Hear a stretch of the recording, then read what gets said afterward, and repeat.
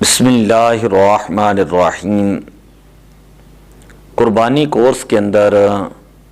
آج ہم ایک مسئلہ یہ پڑھیں گے، آیا میت کی طرف سے قربانی ہو سکتی ہے یا نہیں؟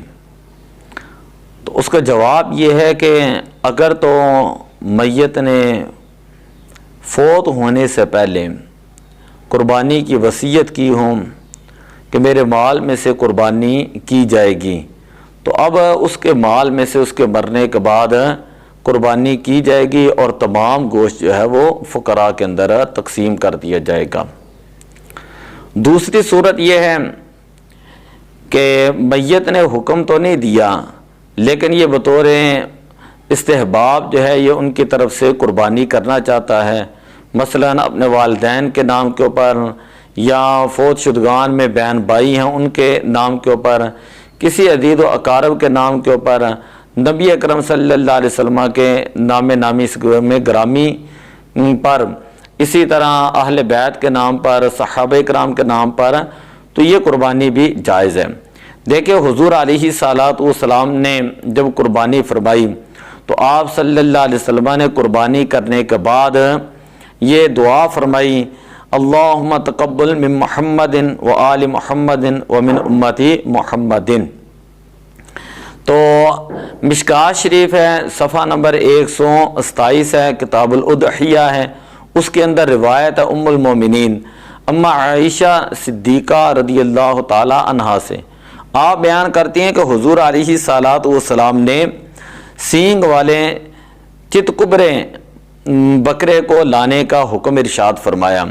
اور فرمایا کہ جو سیاہی میں چلتا ہوں، سیاہی میں بیٹھتا ہوں، سیاہی کو دیکھتا ہوں۔ جب حضور علیہ الصلوۃ والسلام کی خدمت اقدس کے اندر وہ جانور پیش کیا گیا تو حضور علیہ الصلوۃ والسلام نے فرمایا، یا عائشہ تو حلم المدیاتا، اے عائشہ مجھے چھری دو اور اس کو تیز کر لو کسی پتھر کے ساتھ۔ پھر حضور علیہ الصلوۃ والسلام نے جانور کو ذبح کیا، اور ذبح کرنے کے بعد آپ صلی اللہ علیہ وسلم نے یہ دعا فرمائی، اللہم تقبل من محمد و آل محمد و من امت محمد۔ مسلم شریف کی یہ روایت ہے، اے اللہ میری طرف سے، میری آل اور میری امت کی طرف سے اس قربانی کو قبول فرما۔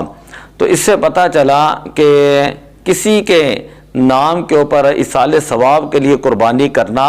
یہ حضور علیہ الصلوۃ والسلام کی شریعت میں آپ صلی اللہ علیہ وسلم کی ذات و برکات اور آپ کے عمل سے یہ ثابت ہے۔ اسی طرح ایک روایت ہے حضرت جابر رضی اللہ تعالیٰ عنہ سے، آپ بیان کرتے ہیں نبی اکرم صلی اللہ علیہ وسلم نے 2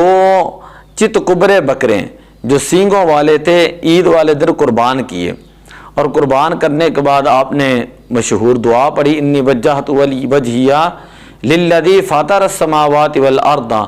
حنیفا وما انا من المشرکین ان صلاتی و نسکی و محیای و ماتی للہ رب العالمین لا شریک لہ وبذالک امرت وانا من المسلمین۔ پھر حضور علیہ السلام نے دعا فرمائی، اللہم منکا و لکا و محمد و امتہ بسم اللہ واللہ اکبر، کہ حضور علیہ الصلوۃ والسلام نے اپنے لیے، اپنی امت کے لیے جو ہے وہ دعا فرمائی تھی اس قربانی میں۔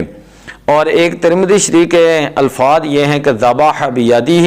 وقال بسم اللہ واللہ اکبر، کہ آپ نے اپنے دست مبارک سے ذبح فرمایا، بسم اللہ واللہ اکبر فرمایا، اور فرمایا اللہم ھذا منی وامن لم یضحی من امتی، اے اللہ اس کو میری طرف سے قبول فرما اور میری امت میں سے ان لوگوں کی طرف سے قبول فرما کہ جنہوں نے قربانی نہیں کی۔ میرے پاس مرآت المناجی بھی ہے، 363 نمبر صفحہ جو ہے اس کے اوپر یہ روایت موجود ہے۔ اور ایک روایت ہے اس سے اگلے صفحے کے اوپر 364 کے اوپر حضرت حنش رضی اللہ تعالیٰ عنہ بیان کرتے ہیں، رأیت علیٰ یضحی بکبشین، میں نے حضرت علی المرتضیٰ رضی اللہ تعالیٰ عنہ کو دیکھا کہ آپ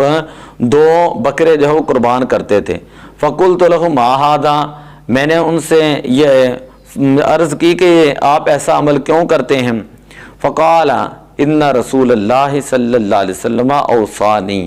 آپ نے فرمایا کہ بے شک مجھے نبی اکرم صلی اللہ علیہ وسلم نے حکم ارشاد فرمایا ان اضحی عنہ، کہ میں حضور علیہ السلام کی طرف سے قربانی کروں، فانا اضحی عنہ، تو میں حضور علیہ السلام کی طرف سے قربانی کرتا ہوں۔ یہ ابو داؤد اور ترمذی شریف کے اندر یہ روایت موجود ہے۔ تو اس سے پتہ چلا کہ اگر کوئی شخص اپنے کسی فوت شدگان کی طرف سے قربانی کرنا چاہتا ہے تو وہ بالکل شریعت کے اندر جائز ہے، لیکن اس کے لیے شرط یہ ہے کہ پہلے اپنی وہ وجوبی قربانی کریں۔ پہلے اگر اس کے اوپر قربانی واجب ہو چکی ہے تو وہ اپنا واجب ادا کرے گا، پھر اس کے بعد جو ہے وہ کسی بھی فوت شدگان کے نام کے اوپر جو ہے ان کے ایصال ثواب کے لیے قربانی کر سکتا ہے، اور یہ قربانی کرنا جائز ہے۔ یہ حضور علیہ السلام کا طریقہ کار بھی ہے، اور یہ حضرت علی المرتضیٰ رضی اللہ تعالیٰ عنہ کا طریقہ کار بھی ہے۔ حضور علیہ السلام ہر سال اپنی طرف سے اور اپنی امت کی طرف سے قربانی کیا کرتے تھے، اور حضرت علی المرتضیٰ رضی اللہ تعالیٰ عنہ آپ اپنی طرف سے اور حضور علیہ السلام کی طرف سے قربانی فرمایا کرتے تھے۔ دعا ہے اللہ تعالیٰ عمل کی توفیق عطا فرمائے۔